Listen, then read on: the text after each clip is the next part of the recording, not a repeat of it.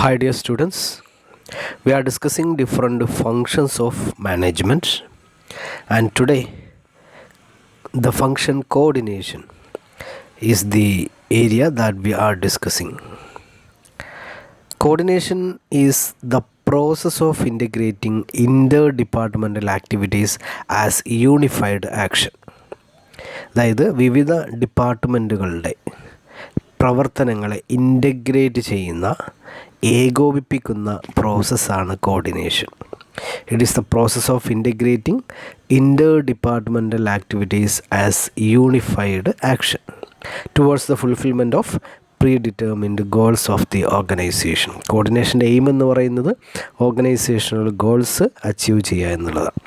അതായത് there may be different persons, different units or different departments in an organisation. In case of coordination, we are harmonizing, we are integrating, we are coordinating all the units, all the departments and all the persons in the organization. That is the process of coordination. According to Henry Fayol, to coordinate is to harmonize all the activities of a concern so as to facilitate its working and its success. അതായത് to coordinate ചെയ്യുക എന്ന് പറഞ്ഞു കഴിഞ്ഞാൽ it is to harmonise all the activities of a concern. ഒരു സ്ഥാപനത്തിൻ്റെ എല്ലാ പ്രവർത്തനങ്ങളെയും integrate ചെയ്യുന്ന അല്ലെങ്കിൽ ഹാർമണൈസ് ചെയ്യുന്ന കോർഡിനേറ്റ് ചെയ്യുന്ന പ്രോസസ്സാണ് so as to facilitate its working and its success. സ്ഥാപനത്തിൻ്റെ വർക്കിങ്ങിനെ അതുപോലെ തന്നെ സക്സസ്സിനെ ഫെസിലിറ്റേറ്റ് ചെയ്യുന്ന, സൗകര്യപ്പെടുത്തുന്ന രീതിയിൽ എല്ലാ ആക്ടിവിറ്റീസിനെയും ഹാർമണൈസ് ചെയ്യുന്ന പ്രോസസ്സാണ് കോഓർഡിനേഷൻ എന്നാണ് ഹെൻറി ഫയോൾ പറയുന്നത്. There are different features of coordination. Firstly, it is not a separate function of management. Coordination എന്ന് പറയുന്നത് it is not a function. It is said that it is the essence of management. Coordination is the essence of management.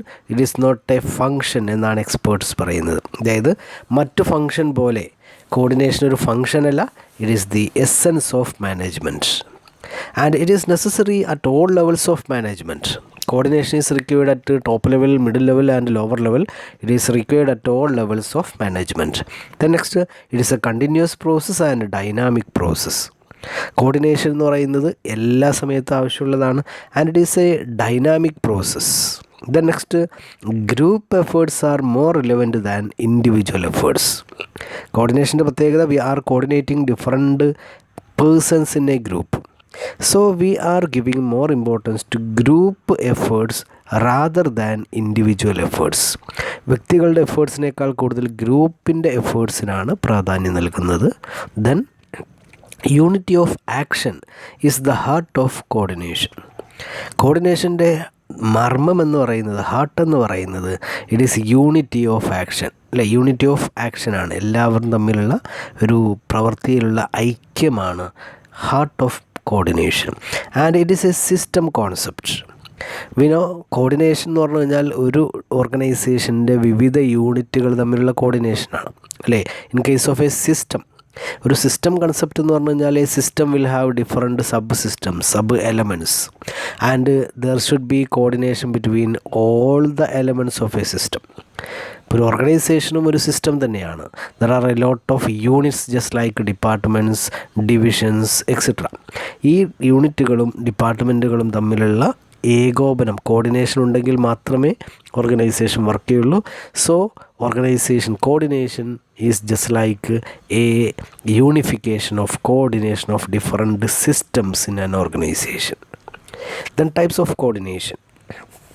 It is classified as vertical, horizontal and diagonal. Vertical we know അല്ലേ, ഒരു top to lower, lower to top, അതാണ് vertical എന്ന് പറയുന്നത്. It is a coordination between activities of a manager and subordinates. അല്ലേ? ഒരു മാനേജറും സബോർഡിനേറ്റ്സും തമ്മിലുള്ള line വരച്ചു കഴിഞ്ഞാൽ മാനേജർ മുകളിലും സബോർഡിനേറ്റ്സ് താഴെയായിരിക്കും. ഇപ്പോൾ ഒരു വേർട്ടിക്കൽ ലൈനാണ് കിട്ടുക. ഇങ്ങനെ വിവിധ ലെവലിലുള്ള പേഴ്സൺസ് തമ്മിലുള്ള കോർഡിനേഷനെയാണ് വേർട്ടിക്കൽ കോർഡിനേഷൻ എന്ന് പറയുന്നത്. And second one is horizontal coordination. It refers to the coordination among peer group, that is employees working at the same level or between different departments. In this case, the communication moves parallel. Coordination will be parallel, horizontal. It is the coordination between peer groups. Then third one is diagonal communication. Diagonal communication, we know diagonal എന്ന് പറഞ്ഞു കഴിഞ്ഞാൽ പാരലലും അല്ല, അല്ലേ, മറ്റതും അല്ല. ഇപ്പോൾ for example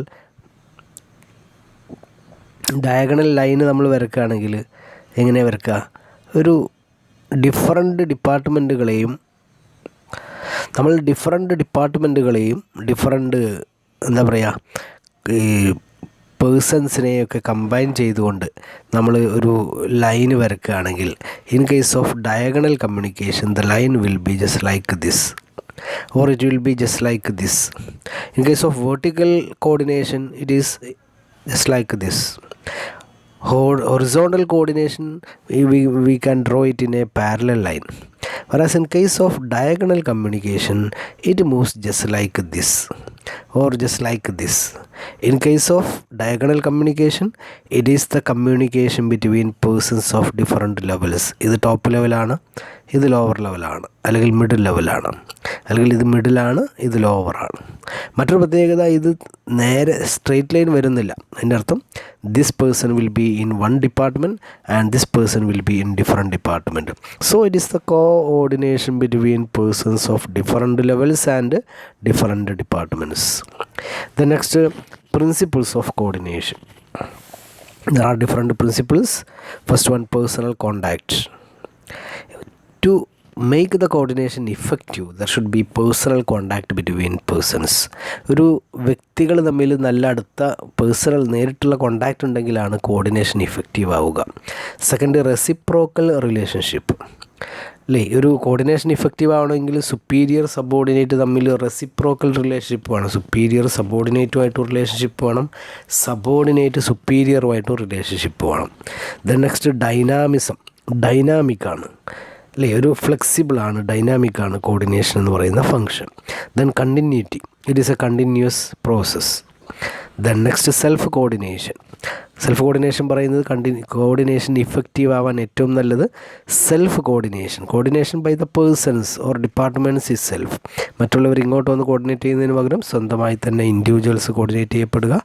then departments കോർഡിനേഷൻ്റെ ഭാഗമായി വരിക. Then next, clear cut objectives. Coordination effective ആവണമെങ്കിൽ the objectives of the organisation or the unit should be clearly defined. Then effective communication. There will be effective coordination only if there is effective communication. If communication is not proper, there is no effective coordination. The next, techniques of effective coordination in organizations.